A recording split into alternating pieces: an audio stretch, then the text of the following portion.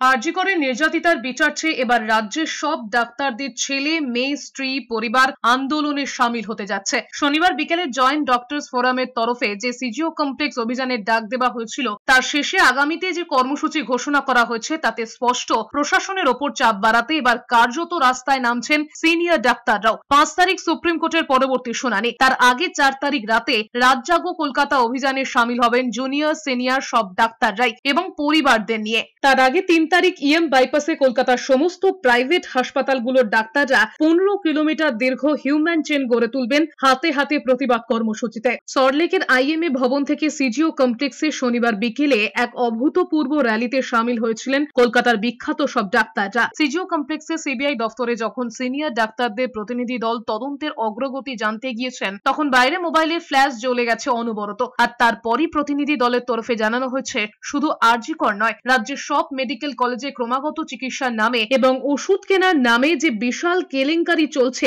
তার তদন্ত করতে হবে কেন্দ্রীয় সংস্থাকে। মেডিকেল পঠন পাঠনে যেভাবে দুর্নীতি ও রাজনীতির অনুপ্রবেশ ঘটছে তাতেও উদ্বিগ্ন সিনিয়র ডাক্তাররা। তবে এবার তারা বিচার চান। একই সঙ্গে জুনিয়র ডাক্তারদের কর্মবিরতিতে যাতে রোগীদের অসুবিধা না হয় সেজন্য তাদের পাশে চিকিৎসা নিয়ে সামিল হবেন সিনিয়ররা।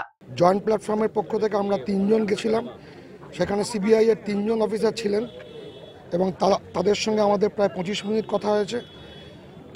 মানে আমাদের চিকিৎসক, ডাক্তারি পড়ুয়া, নার্স এবং হসপিটালের সাধারণ স্বাস্থ্যকর্মী এবং সাধারণ মানুষের মধ্যে যে ক্ষোভ এবং আক্রোশ তৈরি হয়েছে সেটা আমরা সিবিআইকে পরিষ্কার করে বলে এসেছি।